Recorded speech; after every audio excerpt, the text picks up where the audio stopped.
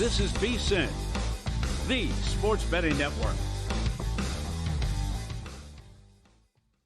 Always follow the money. That's what I always say. You always follow the money. Yeah. This is Follow the Money with Mitch Moss and Paulie Howard on VSiN.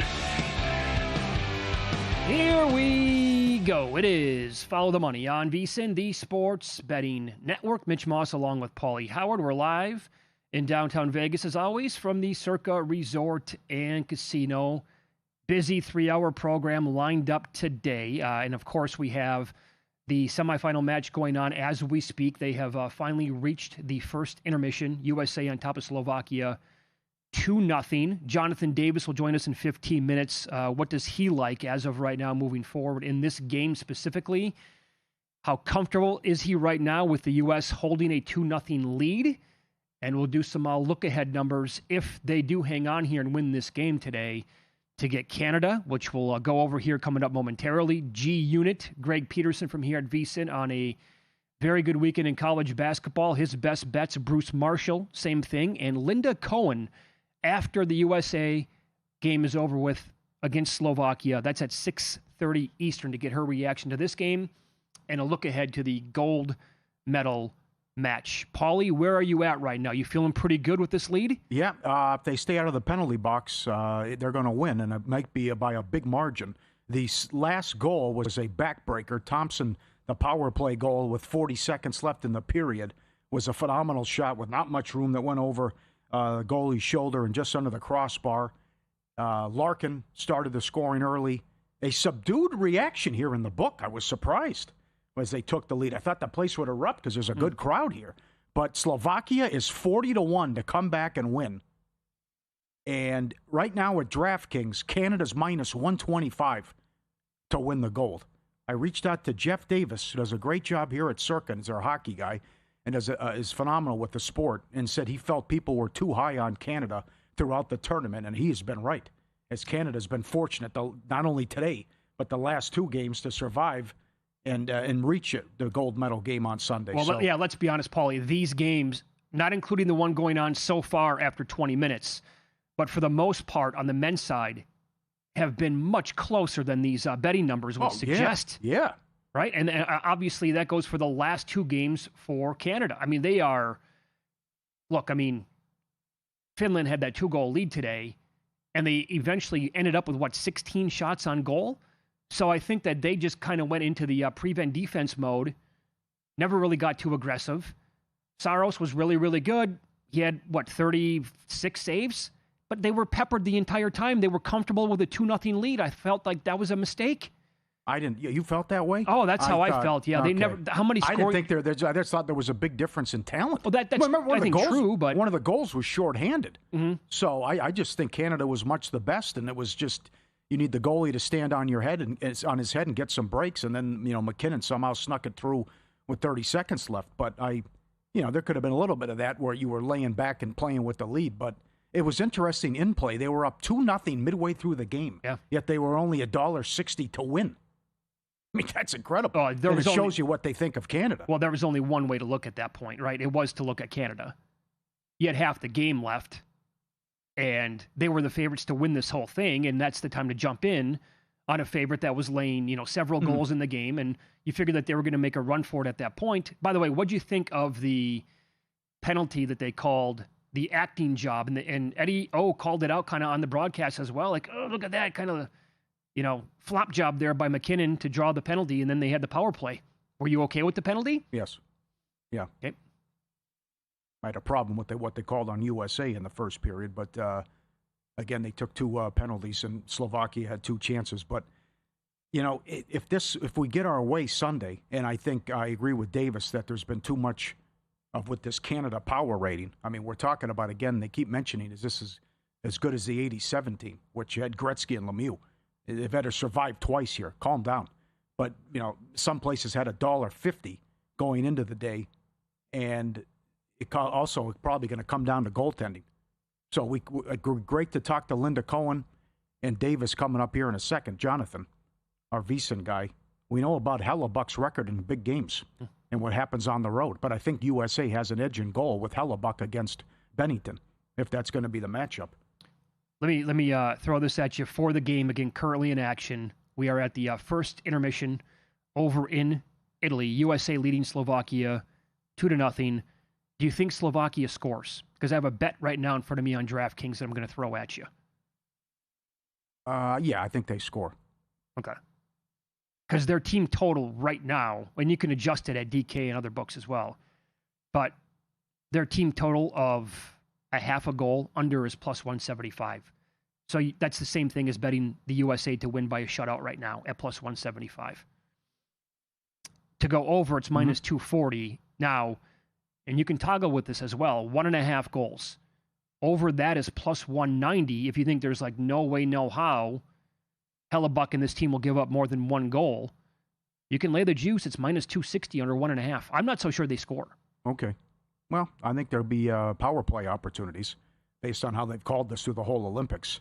And then also it goes back to this is an elimination, and how long would the goalie come out if they decide to pull him, and if he stays out for a long time, because 5.5 looks pretty good over minus 150 right now, what they're playing with the lead.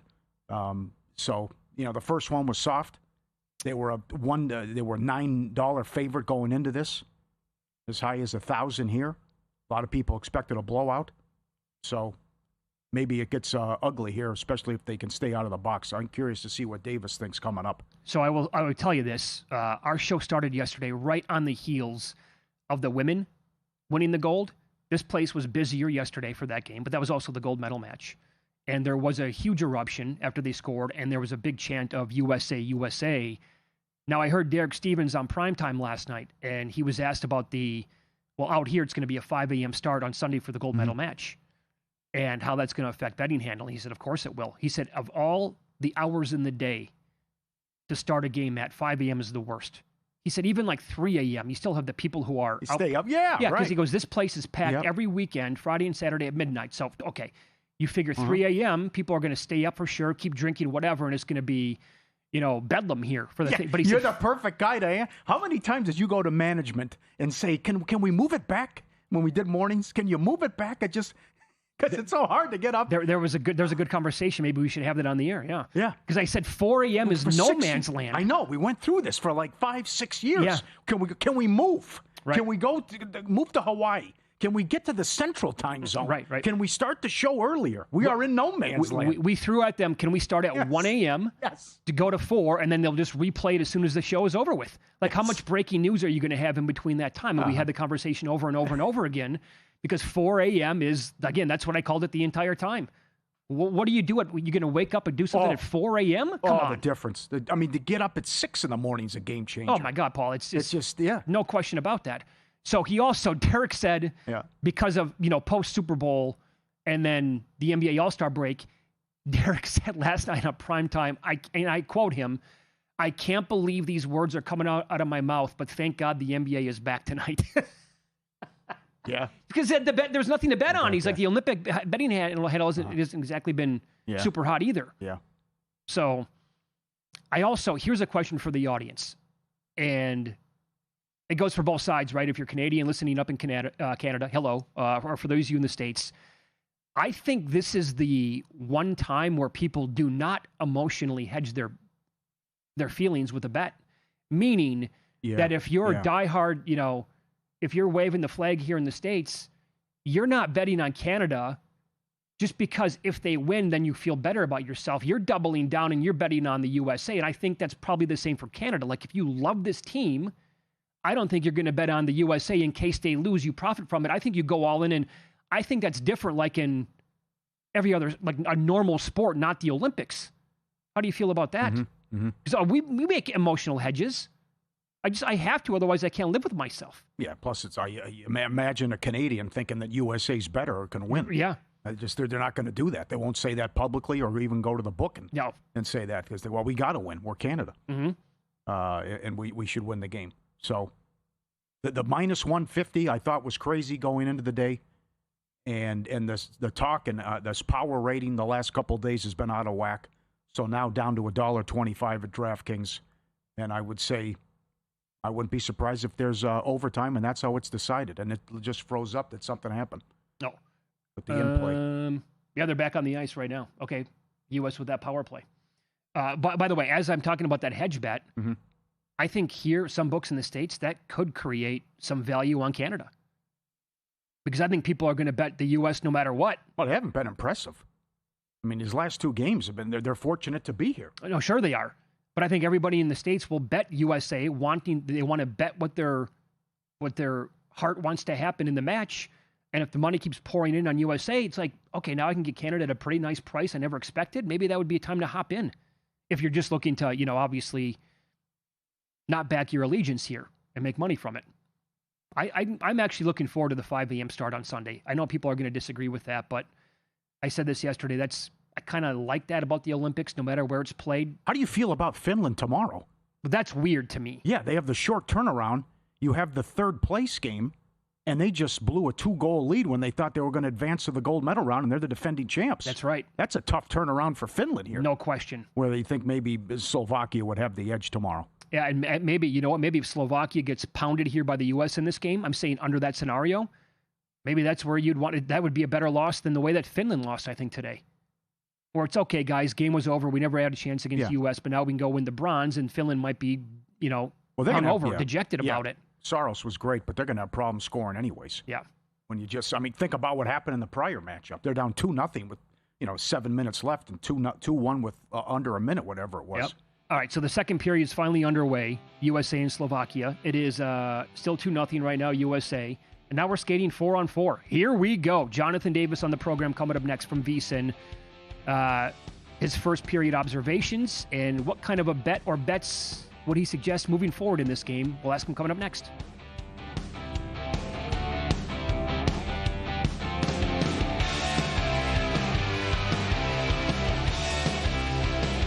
There is no other college basketball betting analyst quite like him. His passion is unparalleled. He handicaps every game, every day, all season long. Sleep is not an option for him. He stays fresh by running 12 miles a day, every day, while doing his podcast and answering your tweets. He is Greg Hoops Peterson. Tame the madness of March by catching Greg Peterson on VSiN, the sports betting network. This is VSiN, a network of sports betting analysts, writers, hosts, and handicappers, all here to help you become a more confident bettor. We broadcast live every day from Las Vegas, the sports betting capital of the world, and from studios across the country, giving you insight from every angle of the action. Take VSiN with you wherever you go with the VSiN Watch app, or catch us on streaming platforms and regional sports networks. You can also listen live on SiriusXM Channel 158 and on radio stations nationwide. Check out VSiN.com as well for betting tools, exclusive betting splits, AI-powered player prop projections from Opta, pro picks for every game, plus in-depth betting guides and articles built to give you an edge. From sharp betting analysis and daily best bets to insider interviews and expert breakdowns, VSiN is your trusted source for everything happening in the world of sports betting. See everything we have to offer at VSiN.com and become part of the Sports Betting Network. Dave Ross here from VSiN by the books. He is back on Monday. That's right, Jensen Lewis back from vacation, going to return and talk all about the Genesis Invitational, the end of the Winter Olympics, a huge weekend in college basketball, and so much more. And of course, we'll be joined by a stacked guest list that includes best bets from the King of Connecticut, Will Hill, and Zachary Cohen. It's VSiN by the books, Monday, 7 to 10 a.m. Eastern on VSiN, the Sports Betting Network.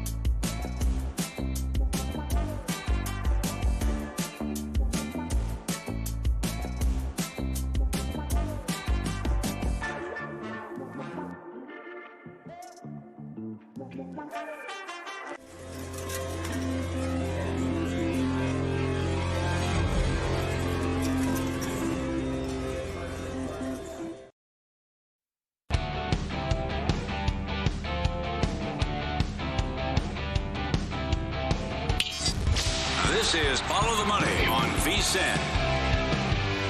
Semifinal match going on, Winter Olympics. USA clinging to a 2-0 lead over Slovakia. We just had a little 4-on-4 action, then a brief power play for Slovakia. No goals were scored, and we are now under 16 minutes to play.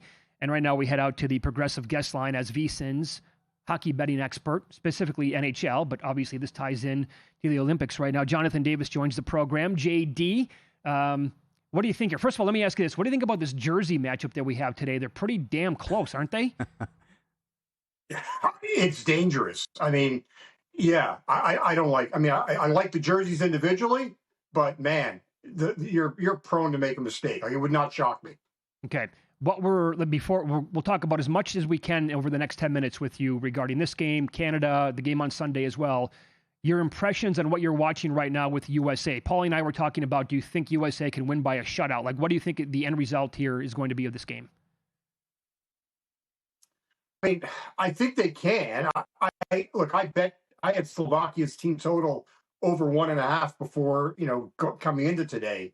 They're starting to pick things up though here in the second. Like, they're not sitting back. So I think there is definitely an opportunity for them to start. But the U.S. has been very good defensively throughout the tournament. They haven't played with much nastiness, but that blue line's been very good. Why do you think the games have been so close, but it doesn't represent what the odds are? The odds say we're going to have a blowout prior to this game, but the games have been so close, and we had the run on 5, counting the women, 5 straight games went to overtime. Yeah. Well, I think, look, I understand the odds. I mean, when you take a look, the U.S. and Canadian rosters, especially, look, you look at this game today. I mean, Slovakia's got, 6 NHLers on their roster. And Juraj Slafkovsky of the Canadians is their best forward. I mean, he play on a U.S. top line, but, it's pretty thin after that. And then with Canada, I mean, look, the Canadians have a phenomenal roster, but they are dealing with some bad injuries right now. And, but on paper, yeah, the odds make sense. But Finland, they're a pesky play against, guys. Yeah, we're going to reconnect with Jonathan Davis here coming up in a second. Live updated odds right now. Another penalty. Is it? And who's it on? It's on USA. It's on USA. Interesting. Okay. Another one. So right now, a chance. You go to the box. They were about $1.70 minus 3.5 goals during this period. Now it's at DK. They're 3.5 minus 105, and the total. Good. By the way, you were on that right away. You said stay out of the box, and here we go again. The total now is 5.5. Over is even money. Can they get one here though? Yeah. Okay, Jonathan. The kill's been good, but you're playing with fire here. I'm just asking you, possibly, can they win by a shutout here? But now here's Slovakia on a 2-minute power play, and the total's 5.5, over is plus 105. Your thoughts? I mean, look, I still like Slovakia to score. If you're looking for some in-game plays, I would be looking at Dalibor Dvorsky of the Czech. You can get him at about 7-1. He's tied for the team lead in goals, and I would still be grabbing Quinn Hughes for an anytime goal for the U.S. The guy demands the puck. I mean, when it came to overtime in that last game, I mean, he waved the bench off. He's like, I'm not going off. He's been, this is a guy that U.S. did not have at the Four Nations, and he's been really good. And you're getting him at almost, I think, around 7-1 for a goal. So those are a couple of in-game plays that I would look at. Okay, excellent. How do you feel about 3-on-3 in overtime? I hate it. Yep. I mean, but you won't have it in we won't have it in the gold medal game. Oh no, we will. We will have it in the gold. I can't even remember anymore. I know you get. I just don't like 3-on-3 to decide a medal. Yeah, it was weird. I think the example would be it felt off yesterday watching the women's gold medal match. Did it not?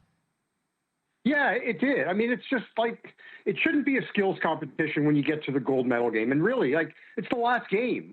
Let them go 5-on-5. And, I've heard some thoughts about, maybe play 5-on-5, for the first 10 minutes and then maybe 4-on-4 and then get down to 3-on-3 or something. But I don't know if it's a gold medal game, let them play. And the idea of, the 5-round shootout to me is another thing that if it doesn't get decided in overtime, we go to a shootout. It's just a horrible way.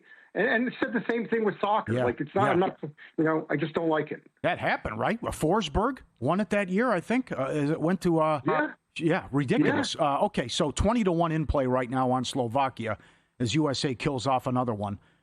So what do you think of this Canada power rating? And what do you make of their game so far? Well, I mean, I think that, look, Finland today went into a prevent defense, and it cost them. I'm not going to make excuses. It's part of the game. But I know, like, for Canada, couple things. One, Sidney Crosby not playing hurts.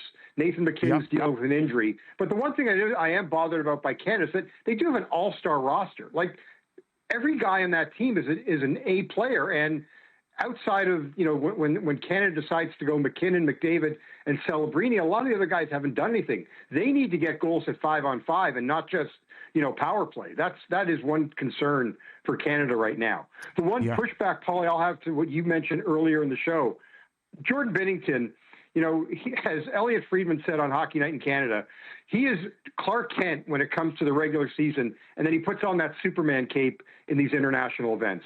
I don't think I'll take Binnington against Hellebuck any day. Oh, any day? Come on. Wow. He's not a better goalie. Paulie, in these events, 100%. So you question, so we've talked to you a long time. You're going to go back to what happens playoff time with Hellebuck and money time. I'm just going to tell you what Jordan Binnington has done. He's the one goalie that's got a Stanley Cup ring. He was the winning goaltender at the Four Nations. He was Canada's best player in the game against Finland. He's a different guy when it comes to these big games. If I'm the St. Louis Blues, I'm kind of wondering, where is this guy in the regular season? But when it matters most, he's there. You are Canadian. What part of Canada are you from? So I was born in Montreal, raised in Toronto. I grew up a Canadiens fan, but I've lived in the U.S. longer than I lived in Canada. And so, I mean, look, I would say if I had to choose a team, for me, it's the Golden Knights. Okay. All right. So then I wanted to ask you then, from other, Canadians who grew up with, still to this day, we had a conversation about emotional hedging in this gold medal match if we do get Canada and USA. And right now, DK has Canada minus 125. USA still has to win, obviously, to get there. Do you think I was accurate with my assessment there, where this is the one time where people are not going to emotionally hedge because they're like, oh, my God, I'm going to double down. I'm not going to bet my money on the USA if I'm Canadian. I want to bet on my country. Well, I mean, I think, yes, for sure. I would agree. And I think the other problem is like, look, I got Canada at plus 110. So there's really no hedging that I can do that's going to be, of any value. Mm-hmm. That's the bigger problem. If you got Canada, maybe at a better, at big plus money, which was never happening, maybe, but I don't think there's really an opportunity to hedge. And look, guys, I will tell you, like, I don't get too emotionally involved when it comes to sports these days. I mean, even a guy like, look, I was a huge Blue Jay fan. It sucked for me to see them lose to the Dodgers, but it didn't bother me. I mean, I needed a barf bag watching these Canada games next to my table. I mean, it's been gut wrenching for me. I bet. So, okay, if you didn't have Canada plus 110 to win the whole thing in pocket, how would you approach it? What would your advice be to the audience right now if we're looking at Canada minus 125 in the gold medal game? Go with your heart. I mean, it's really a coin flip. Like, I don't think that there's a decided advantage whatsoever. So it's really, it's really, who do you want to root for? It's just not a big enough price for me to say, take the U.S. at plus money, let's say. What are you hearing on Crosby? Well, John Cooper said after the game today, he's closer today to playing on Sunday than he was to playing today. So they'll have, he's got a couple of extra days to get ready. I mean, look, if the guy can go, he can go. They were trying to find a brace for him that maybe could have helped him today. That wasn't possible. So look, he's got the advantage of rest. So we'll see. I mean, and even if he does play, like how effective will he be is the other thing. But definitely an emotional boost for Canada if he's able to play. All right, very good. Thank you. We appreciate the time during the game, JD. All right, thank you guys. Enjoy. Take care. Yep, there you go. Jonathan Davis on the Progressive Guest Line. And right now, USA on a power play. Boy, they had how many opportunities there? And it's down to about 1:10 left go in the power play here. Midway through the game, 4.5 over -190. Boy, just as he was on live, it felt to me from my angle that I have right now that they were peppering the net, and they couldn't get one past the goalie there for Slovakia. Listen, that Stanley Cup was a long time ago. For Bennington? If someone's going to give up a softie Sunday, I think it's going to be Bennington. You know, I've heard the same exact narrative from everybody on Bennington that he just said. You can trust the guy in big games like this. See what Linda Cohen says. Yeah. Interesting. Yep. But you have to go back. Well, the thing about Hellebuck is he's money at home, but you can't win a road game. That's right. But then again, it's also how they playing in front of you, too. Hello, St. Louis series last year. Yeah. What did we learn from day one of tanking in the NBA post-All-Star break? We'll run it down for you coming up on Follow the Money. It's VSiN, the Sports Betting Network.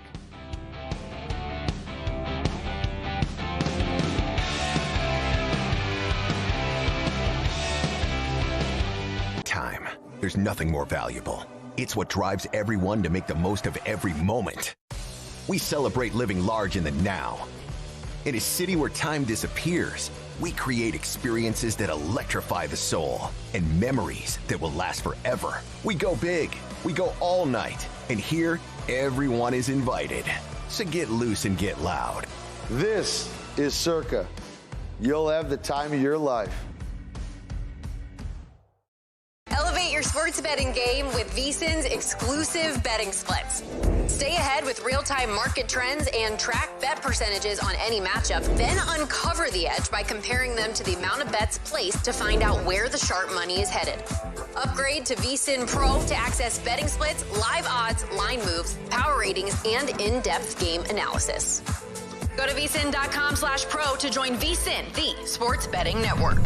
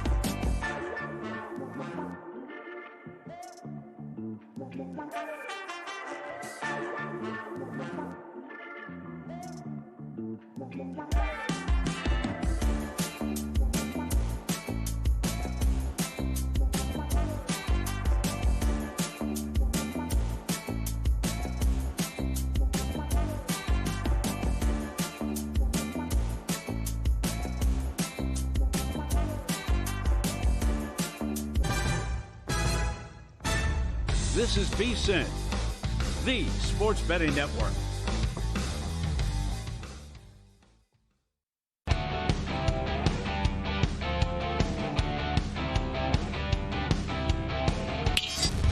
This is Follow the Money on VSiN. Back to the box we go for Team USA. Midway through the second period, again, they're up 2-0 over Slovakia. And, did they take the... They eliminated the power play? Oh, they were reviewing a goal. Oh, okay. Yeah. No, I thought they was were... off the skate. Okay, gotcha. No I thought goal. they were sending them to the box. Okay. They've outshot Slovakia 21-10 so far, about 8:25 to play in the second period. 2-0 is the score. They're laying 3.5 goals right now at DraftKings. Total is 4.5 now. 4.5, juice at about -150 to the over. So, hold on. Here comes a goal. There's a goal by USA. Yep. Let's see how far behind we are. Plenty of time. I think it's going to be about a minute. Are we like a minute Are behind we really here? that far behind? It said 3-0 30 seconds ago. And here it comes. It's got to be on the way here now. I mean, imagine if it goes another minute. We're like, hold on. Oh, man. This delay's 5 minutes long. Yeah. Is this is that Hughes, by the way? JD called that? Got to check that, because did he not just point that out? I don't know who scored. Like there's one on the way. Jack Hughes with the goal. All right. Well, that was good. There you go. Jonathan Davis comes on last segment. Watch out for Jack Hughes. And he scores the U.S.'s third goal of the game. All right. Now they're a 4.5 goal favorite. And the total goes back up to 5.5 now in the game. Paulie, I was going to come on the air today and say the Cade Cunningham MVP steam is going to pick up. He's going to have a lot of traction, right? Here's a great tweet from OptaStats. Stats. In NBA history, no players finished the season with 25-plus points, 5-plus rebounds, 9-plus assists on a team that has a winning percentage of 750-plus, which he played. He's doing that right now with the Pistons. And then, as you pointed out earlier today, hey, take a peek at the latest straw poll from Tim Bontemps at ESPN. One first-place vote for him? Well, he moved up, but, what a performance with the timing of the Bontemps poll. And then he goes out for almost a 40-point triple-double with injuries, and they hammer the Knicks again. Brian Mahoney, friend of the show, who covers the NBA for the Associated Press. Knicks better end up with the 2 or the 3 seed. Oh, another goal, by the way. Which won't be easy. Yep, 4-0. Okay. End up the 4, and it's hard to make a case this isn't second rounded out the way the Pistons manhandled them this season. So they're going to get the 1 seed, it appears. If they get the 1 seed or the best record in the league, he's got a strong case here. Now, SGA has missed 7 games, but the big move at DraftKings, Cade down to 5-1, SGA down to -150. But then Bontemps said he thinks if someone's going to catch SGA, he thinks it's going to be Wemby. That also ties into, will the Spurs catch the Thunder? And maybe do they get the 1 seed? He compared it to the year Embiid won. Embiid had an early injury and then came back and took the award from Joker. So, but there's certainly the steam is warranted here. And the fact that, number one, what's the record going to be? And then how many games do you miss when it's all said and done? Now, I know Matt Moore, who's been on this show and other shows on the network a lot going back, very good on the NBA. He actually was saying, what if the games played is like 78 for Cade and 65 for the other guys? Like that won't factor. And if they run away with the 1 seed in the East and maybe have the best record overall, he was trying to make the case like maybe that should actually factor in a little bit. Like 13 more games, that's a pretty big chunk of the season to have over the guys that might be ahead of him there with the betting odds. The best number still on Cade after last night that I saw was 7-1 at FanDuel, and the Knicks have a major Pistons problem. Yep. Detroit beat them by 15, 38, and 31 points in order this year. 84 points overall in 3 games, 28 points per game. And how about this? On the season, Detroit is now 7-0 straight up and ATS as a road dog. Road dog. Perfect. Mm-hmm. Overall on the year, 10-1 straight up as a dog this year. I just, are we giving this team enough credit yet for how good they've been? And by the way, that was no Duren and no Stewart last night. Oh, yeah, Duren's missed the 3 games, and they've taken them apart. So also the success they have at the Garden. It goes back to what they did last year in the playoffs, too. Yeah. So your probably answer is no, that we're not giving them enough respect. And you see that in the marketplace that Cleveland's favored to win the East in some spots, especially after what they did last night. So excellent job by Cade and big move. You know, we talked about this with pizzeria bets when a listener had that, too. But they're sitting there. If you got 100-1, 200-1, whatever it is, he's down to 5 now. Yeah. And he's got some serious juice, and it's hard to see them Now, I think they get the 1 seed, and then who knows if they have the best record in the league when it's all said and done. So based on the straw poll, though, I think it was, 78 people out of 100 gave SGA the first place vote? He's got a comfortable lead, yeah. He does. That almost makes me want to bet him at minus 130. If they, even when he comes back, doesn't miss more time after that, and they do hang on and get the 1 seed overall in the West. Minus 130, that's the cheapest number you can get on him in months, I think. Well, can we agree that Luka's out?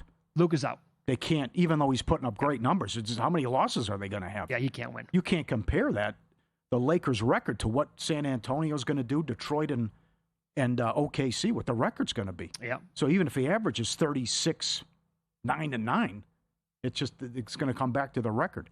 I don't think Joker is worth a bet at the current number, again, because he can only miss, one more game? He was in second, by the way. He had, I think, 20 first-place votes in that poll behind SGA. Mm-hmm. So I would say if there's a bet to be made, it'd be on Wembanyama, that he could track him down. What's the number that you saw on him? 25-1. Okay. I mean, they're right there behind OKC. They've owned him this year head-to-head. And if he just comes in and plays at that level and puts up ridiculous numbers and stays healthy, I would agree with Bontemps that he's the one guy that can track him down. So there is a scenario then. I mean, I guess this is the question. Let's assume for 1 minute that Wemby plays the number of games that you have to, like the number of allotted games that you have to hit to be qualified, or eligible, I should say, for an award. Then if he's going to win the Defensive Player of the Year, if that's the case, like he's going to get it over Chet. Yeah. He'll win that. And then if they actually track down SGA, he's going to be the MVP as well? He'll win both? Like that has happened in the NBA. I want to say probably quite a few times in the past. I think Giannis did it last time he won the MVP. I can double check that, but. Okay, now what are your observations about what we watched last night in Sacramento? Well, DeRozan didn't get a lot of minutes. They had a nice 10-point lead at the end of the first quarter, and then that was that. Yeah. As they have now lost 15 in a row, and they got destroyed at home against Orlando. So I had one bet on the show for yesterday's action. It was a player prop on Neat Clifford. Over points, rebounds, and assists. Never came close. Didn't shoot the ball last night all of a sudden. And they started him off the bench, by the way. He came in off the bench. And I felt awful about that bet last night. I thought about it going to bed. I thought about it when I woke up today. I'm like, how dumb is that? He cleared that number 5 straight games. But it's like I'm sitting here looking at every game yesterday, and I settle on the guy on the Kings. You can't trust him at all. The guy had 31 shots in his last 2 games. He comes out yesterday, doesn't even shoot the basketball at all. Is no hustle plays, no rebounds, no assists to show for it. And tracking that game with a 10-point lead at the end of the first quarter, they scored 4 baskets in the fourth quarter. They scored 10 points. And that game did not go over as a result. The Kings are worse than what we made it out to be yesterday. And I think that there's a chance here by the end of the year, this team is in the conversation for the worst teams the NBA has ever had. That's where we're at. And look at their schedule coming up. Yep. They have no easy games. Oh yeah, they do. Oh, not. I mean, there's a big stretch coming up. There's an Indiana at home. Look at March though. But okay, I didn't look that far. Okay, I looked like next week or whatever. To your point though, Sabonis out for the year, Levine out for the year. You're not playing Westbrook and you're not playing DeRozan many minutes. So it's let's try to get the number 1 pick, or at least the most losses. And that appears to be a shoo-in right now. Yeah, they don't what have they're putting out there. They don't have many wins left at all on the entire schedule. And I think they're a serious threat to actually, again, as I said yesterday, beat the all-time Pistons record from 2 years ago for the longest losing streak in an entire season. Also, day one, didn't bet this, but I said I would track it. How would it go when you have a tanking team against a team that was actually, they wanted to play, and like the playoffs are going to be a thing for them? That game qualified last night, as did the Raptors and the Bulls. It was minus 118, so if you bet it, you're up 1 unit. That's a winner. I'm not going to do it today. I wouldn't even suggest it because the 2 games that qualify, it's Oklahoma City and the Nets. And if you want to say Dallas is tanking, because there's no Cooper Flagg tonight, other guys are sitting, right? Yeah, Marshall has got to score for Dallas. A two-team money line parlay when I looked earlier was minus 475. I'm not even going to, that's it. Doesn't qualify. So it's got to be closer to even money, in my opinion, to actually have fun with it or track it or maybe even get involved with it. So what did you... Well, that's a problem you run into, too, like we saw last night with the Cavs game. The Nets, I mean, they got 70 points in the first half, and then they score 2 points in the first 7 minutes of the fourth quarter because it's a blowout and no one's playing and the backups can't make a shot. And so you're talking about a 40-point game for a lot of the time. Yep, I think we can expand on this during win-lose coming up in 5 minutes. By the way, it was all unders last night. Yeah, first quarter, first half. Yep, only 2 first halves went over. Oh, yeah. So if you were round robining that stuff last night, first game out of the break to the under, did quite well on it. But the Clippers they play again tonight, so on a back-to-back. Well, who saw that? Mathurin with 38. I know, but if he plays well and you get a so-so Garland back, then suddenly they might be okay. Yep. Paulie's also going to detail a really horrific beat in the NBA last night next year in Win-Lose.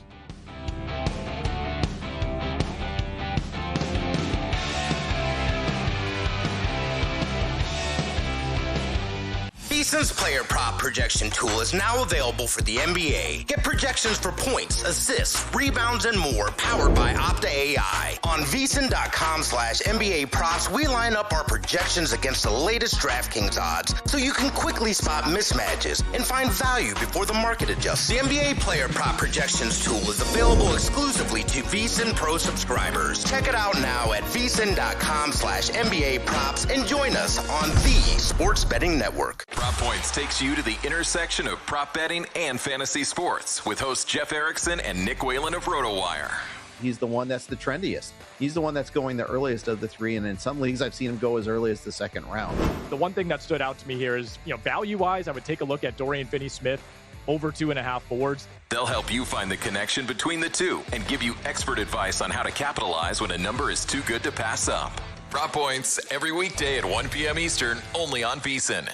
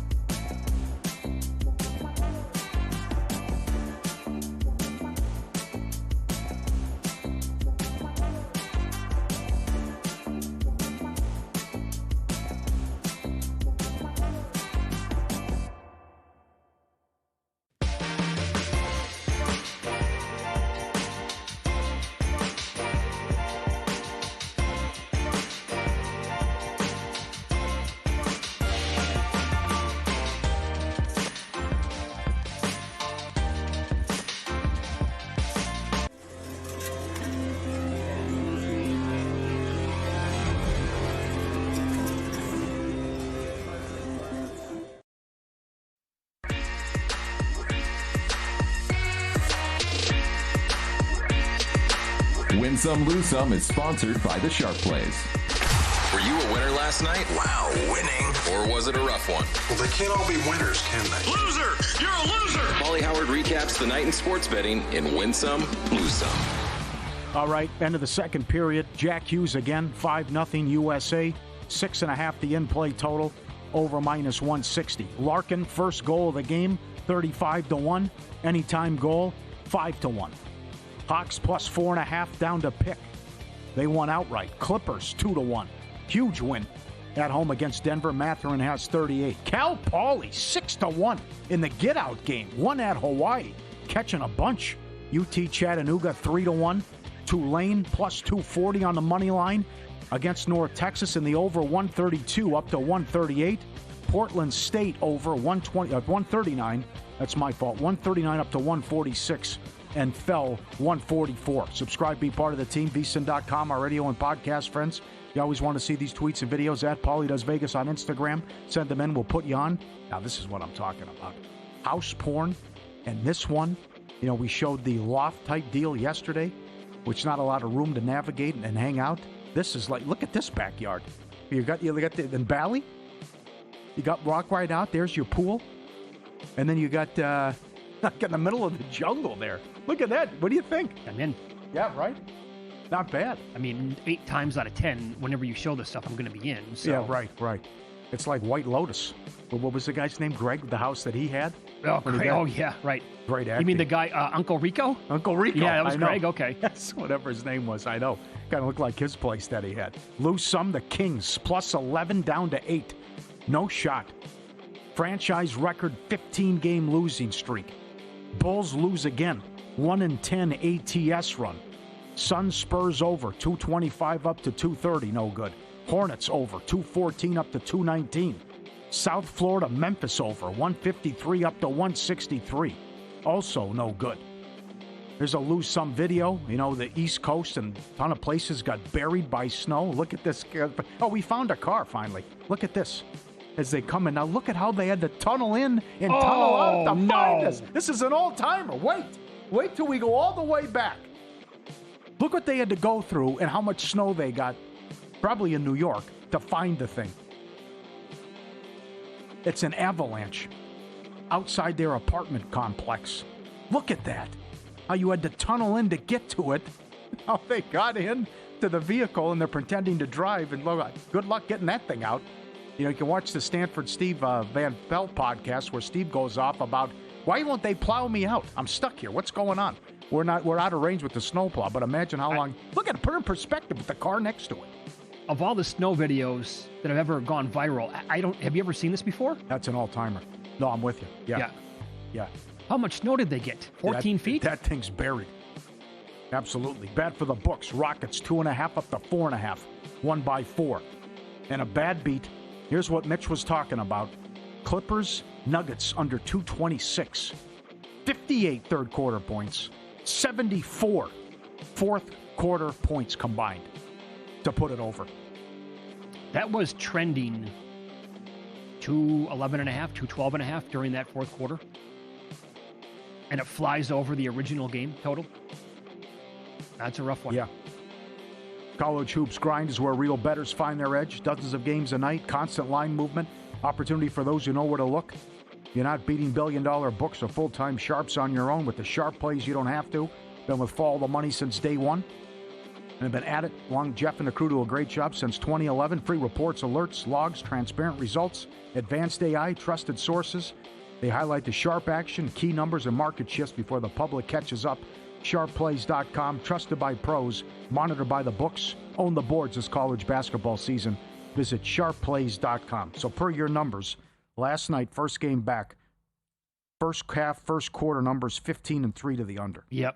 And we have, by my count, 3 games tonight featuring teams playing their first game back from the break. Both teams are playing their first game back from the break. It would be Utah, Memphis. That number keeps coming down on the total. And by the way, it's baked in because the first quarter total is 57.5 or 58.5. The game total is like 237.5. You have Dallas at Minnesota. That first quarter is 61.5. And then you have Milwaukee at New Orleans, first quarter 57.5. if you would like to play that angle tonight. Only over money in that Dallas game, even though no flag, and it's like, I mean, other than Marshall, who's going to score for Dallas? Yeah, this is incredible. I mean, look what Utah's doing tonight. George out, Markkanen flew. Well, we know Jackson's out with the surgery. I mean, it's like bye George's chances for any type of award. Oh, that sucks. That's the other one. I know. By the way, that's another thing too. Is that with all of this BS load management, I thought Jonathan Von Tobel was making a great case for him. He was, in fact, 3 weeks ago, a month ago, whatever it was. And you had NBA media people making the case, I think with a vote, by the way, saying it's quite clear who the most improved player is, and it's Georgia and Utah. And then they're just going to shut him down for the rest of the year. Like, was it really a significant injury? But so kiss that goodbye. NBA awards have always been tricky, fickle to bet on anyway. But this year is, another wrinkle into it just because of things like that. But the only first half that went over last night, check that, first quarter that went over was Boston and Golden State. That was the only first half. First quarter. 2 first halves went over. That game and also the Magic and the Kings first half at 116.5. But tonight, if you wanted to do a 3-team round robin on the same thing, based on first game back for those teams playing in the same game, again, but I'm looking at, look at this now. The Jazz Grizzlies first quarter total, again, is 57.5 or 58.5. The Bucks Pelicans first quarter number is the same thing. Full game, Jazz Memphis 237.5. Bucks Pelicans 223.5. So a game total is 14 points higher, but the first quarter total is exactly the same. It is cooked in tonight, big time, based on, I think, some of the results from last night. Well, you mentioned what happened also, too, the spot here for the Clippers. The huge win at home against Denver. Tough on a back-to-back, and now the Lakers are healthy, and you're going to get a ready-to-go Luka and Reeves in this one as they continue to shoot up in this one. But the Clippers, this is intriguing, right?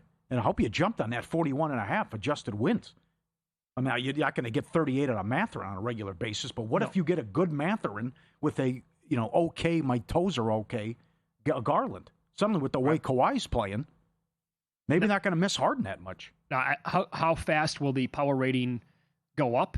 Again, tonight's a back-to-back. I'm not going to qualify for tonight. Imagine they win this game in a back-to-back, and they might sit some guys. But what does the Clippers' power rating look like beyond this weekend? Based on what we said yesterday, we thought the narrative was way too strong compared to the betting market, or vice versa, I guess, where people just thought they were punting on the season, and they're catching 5 last night against Denver, won the game outright with the way Kawhi's playing. I think books are going to have to quickly adjust to this team and what they're gonna, what they could look like here moving forward. And now this number here has come down a little bit because the Lakers got ballooned up to at least 8 today. It's a couple books. Yep. Now here at Circa, they're back down to 7. But with Kawhi is still, when healthy, one of the best players in the entire world. I did play one game earlier today under the total, and it was Pacers and Wizards. I played that under 230. So it looks like that's down to like 228.5, 229 at some books. They played last night. What was the final score? 114-105? And that closed 233. So this, I think, qualifies as what we talked about yesterday with one of our guests, Mackenzie Rivers, when you have 2 bad teams playing each other, and they qualify here, 2 tanking teams with their winning percentages in the tank over the last, I think it was 3 to 5 years. That has trended very well to the under. We saw it last night in that game. I bet on it again tonight. Hopefully it's going to be a winner, but also the Heat-Hawks game is 244.5. Yeah, I know. Yeah. Hero says he's going. Powell says he's going. That's a monster total. Yeah. Let me give you a couple here. Number 1, Marshall over points. Again, Dallas sitting everybody. Marshall's got to eat. Someone's got to score, as you always talk about. Zach Cohen had a good write-up today, VSiN.com. He's on Porter Jr. over assists for the Bucks. And if you go every day, you got to go to the website and check out the NBA prop analyzer. He's on an 18-8 overrun with his assists. And also the Milwaukee angle, Cam Thomas, 8-0 underrun with the rebounds. All that guy wants to do is chuck. Oh, very good. So he's on an 8-0 run as well. So you can look at those props and look at the prop analyzer in a couple plays just in that Milwaukee game. I'm quickly putting together a 3-team parlay to see what it would pay. on that Jazz, Memphis, Mavs, T-Wolves, and Bucks, Pelicans first quarter under. Looks like around almost plus 660. You could probably find about 7-1. And then if you wanted to get involved with like doing a round robin of 2s and 3s. Makes sense. We talked about it briefly yesterday. Yeah. This time off, we're going to run into the same thing with the NHL. We're talking about that time off. A guy's going to come out slow, rusty, and that was incredible last night. Yep.